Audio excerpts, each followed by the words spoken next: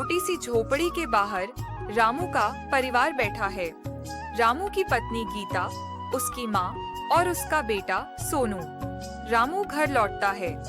रामू थका हुआ है, माथे पर पसीना चमक रहा है। माँ, आज फिर से मालिक ने काम पर बुलाया था, लेकिन मजूरी बस आधी ही दी। कह रहे थे काम में कसर रह गई। बेटा, ये लोग हमारे खून पसीने का मोल कभी पूरा नहीं देंगे। जितना दबा सकें दबाते ही रहेंगे। कब तक हम ऐसे ही मर कर काम करते रहेंगे रामू? तुमने तो कहा था कि इस बार कुछ बचत करेंगे और सोनू को स्कूल भेजेंगे। हाँ गीता, मैंने सोचा था, पर इन हालातों में हर बार सपना अधूरा रह जाता है। सोनू उनकी साफ बात सुन रहा था। उसके चेहरे पर मासूमियत और थोड़ी मायूसी था। अगले दिन का सुबह का समय। गांव के एक बड़े से मैदान में लोग जमा हैं। गांव के नेता राघव भैया लोगों को समझाने की कोशिश कर रहे हैं।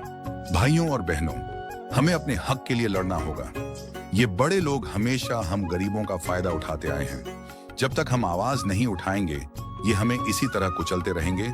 लेकिन भैया, हम जैसे गरीब लोग क्या कर सकते हैं? हमारे पास तो खाने तक के पैसे नहीं हैं। विरोध की ताकत कहां से लाएं? रामू, गरीब होना कमजोरी नहीं है। हमारी एकता ही हमारी सबसे बड़ी ताकत है।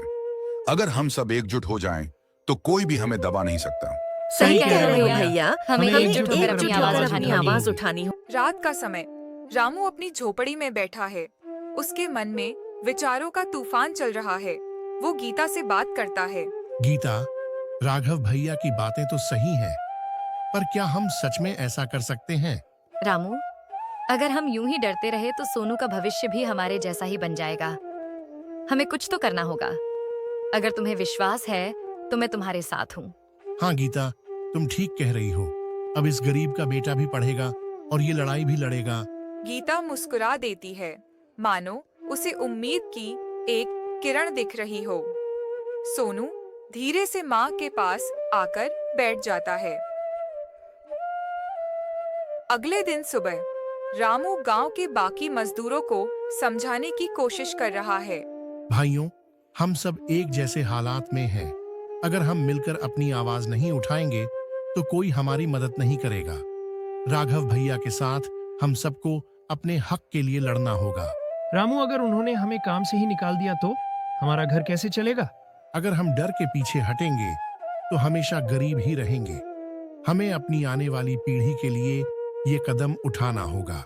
आखिरकार रामू की बातें लोगों के दिल में उतर जाती हैं। मजदूर एकजुट होने का फैसला करते हैं। मजदूरों का विरोध प्रदर्शन गांव के मालिक के सामने। सभी मजदूर एक स्वर में नारे लगा रहे हैं। मालिक गुस्से में सबको धमका रहा है। तुम लोग मेरे खिलाफ बगावत करोगे? तुम सबकी जगह मैं दूसरों को रख सकता हूँ। मालिक जी, हम सिर्फ अपने हक की बात कर रहे हैं। हमें पूरे मेहनताने की जरूरत है। हम अपने बच्चों को भूखा नहीं रख सकते। इसका खामियाजा तुम सबको भुगतना पड़ेगा और तुम्हारे साथ साथ तुम सबके परिवार को भी भुगतना पड़ेगा। मालिक, हम सिर्फ अपने हक की बात कर रहे हैं। हम अपने मेहनत का हक मांग रहे हैं। हम अपने बच्चों को भूखा नहीं रख सकते। लगता है कि तुम सबका जीने का मन नहीं कर रहा है। इसका खामियाजा भुगतना पड़ेगा सबको। राघव भैया मालिक को शांत करने की कोशिश करते हुए, मालिक, अगर मजदूरों को उसके काम का पैसा नहीं दिया जाएगा तो उसके परिवार क्या खाएगा और उनके बच्चे क्या खाएंगे? मालिक सोच में पड़ जाता है, क्योंकि उसे एहसास हो जाता है कि इतनी बड़ी संख्या में मजदूरों का विरोध करना आसान नहीं है। कुछ हफ्तों बाद गांव में नए बदलाव। मजदूरों को अब पूरा मेहनताना मिलने लगा है। रामू और गीता सोनू का एडमिशन पास के स्कूल में करवा रहे हैं। पिताजी, अब मैं भी स्कूल जाऊंगा। हाँ बेटा, अब तुझे पढ़ने का मौका मिलेगा और देख, अपने सपने पूरे करने का भी। ये सब तुम्हारी हिम्मत का नतीजा है। अगर तुम हिम्मत नहीं जुटाते तो ये सब नहीं होता। नहीं गीता, ये हम सबकी हिम्मत का नतीजा है। अकेला मैं कुछ नहीं कर सकता था और इसमें तुम्हारा भी तो योगदान है। रामू का परिवार खुश है। उनकी मेहनत और संघर्ष रंग लाई है। गांव के बाकी मजदूर भी इस बदलाव को देखकर अपने बच्चों के भविष्य के लिए आशान्वित हैं। कुछ साल बाद का दृश्य। सोनू अब बड़ा हो गया है और गांव के बच्चों को पढ़ा रहा है। रामू गर्व से बोलता है, देखो गीता, ये हमारे संघर्ष का फल है। हमने अपने हक की लड़ाई लड़ी और अब हमारा बेटा दूसरों के जीवन में बदलाव लाने के लिए तैयार है। हाँ रामू, ये हमारे सपनों की जीत है। अब अपने बेटा का शादी भी करना होगा। कुछ दिनों बाद रामू और गीता सोनू के रिश्ते के लिए एक लड़की के परिवार से मिलने जाते हैं। वहाँ लड़की के माता पिता से उनकी बातचीत होती है। हमें सोनू के बारे में बहुत कुछ सुना है। वो न केवल पढ़ा लिखा है बल्कि गांव के बच्चों को भी शिक्षा दे रहा है। हमें इस रिश्ते से खुशी होगी।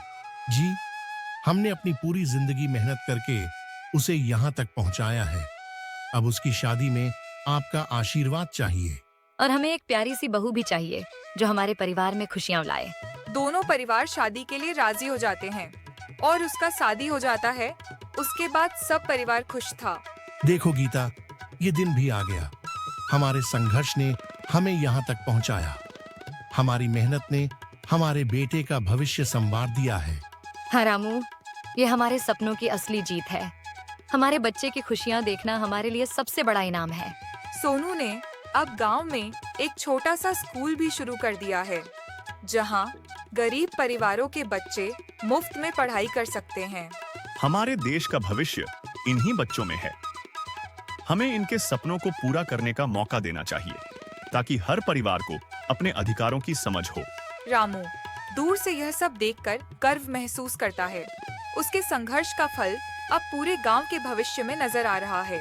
देखो गीता, ये वही गांव है जहां हमें अपने अधिकारों के लिए लड़ना पड़ा था।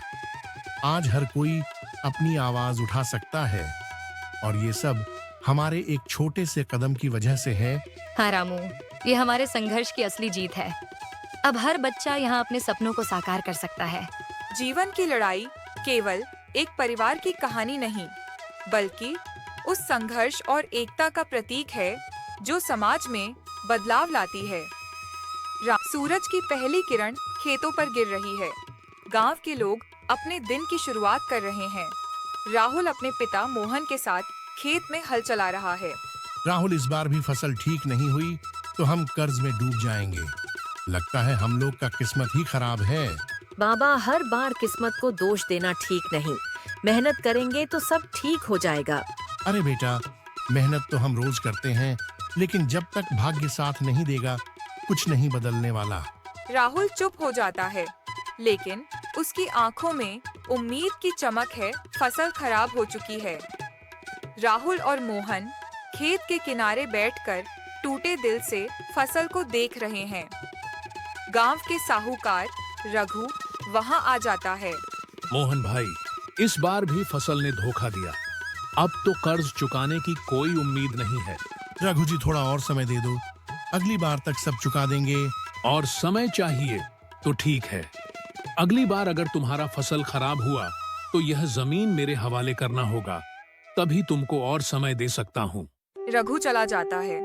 राहुल अपने पिता की ओर देखता है। बाबा, हमें कुछ और करना होगा। सिर्फ खेती पर निर्भर रहकर हम कर्ज नहीं चुका सकते। क्या करेंगे बेटा, ये खेती ही हमारी किस्मत है। इसके अलावा हम क्या काम करना जानते हैं? मैं शहर जाकर कुछ काम ढूंढूंगा। वहाँ से पैसे कमाकर कर्ज चुका देंगे। मोहन असमंजस में है, लेकिन राहुल के चेहरे पर दृढ़ता देख चुप रह जाते हैं। शहर के एक व्यस्त चौराहे पर राहुल अपने गांव की सादगी छोड़कर इस शोरगुल में खो सा गया है। उसके पास एक छोटा बैग और ढेर सारे सपने हैं। यहाँ सब कुछ नया है, पर मैं यहाँ अपने और बाबा के सपनों को पूरा करने आया हूँ। हार नहीं मानूंगा। कुछ दिनों बाद उसे एक निर्माण स्थल पर मजदूरी का काम मिल जाता है। काम जल्दी खत्म करो, अगर देरी हुई तो मजदूरी काट लूंगा। पैसे कमाने के लिए यह काम जरूरी है, चाहे जितनी भी मेहनत करनी पड़े। राहुल दिन रात मेहनत करता है। उसकी हथेलियों पर छाले पड़ जाते हैं, लेकिन वह रुकता नहीं। बारिश का मौसम। राहुल का मजदूरी का काम बंद हो गया है। ठेकेदार ने पैसे देने से मना कर दिया है। ठेकेदार साहब, मैंने पूरे महीने मेहनत की है, मेरे पैसे दीजिए। यहाँ पैसा किस्मत से मिलते हैं, मेहनत से नहीं। चल भाग यहाँ से। राहुल निराश होकर खाली हाथ अपने कमरे में लौटता है। वह चारपाई पर बैठकर सोचने लगता है। नहीं, मैं हार नहीं मानूंगा, मेहनत से ही किस्मत बदलेगी। राहुल ने शहर में एक छोटी सी दुकान में काम करना शुरू कर दिया है। वह दिन में काम करता है और रात में अपने लिए पढ़ाई करता है। राहुल, तू बहुत मेहनती लड़का है। अगर इसी तरह काम करेगा तो एक दिन बड़ा आदमी बनेगा। कुछ साल बाद राहुल ने अपनी मेहनत के दम पर एक छोटी सी किराने की दुकान खोल ली है। वह हर महीने गांव पैसे भेजता है। राहुल ने फिर पैसे भेजे हैं। लगता है बेटा सही था, मेहनत किस्मत को बदल सकती है।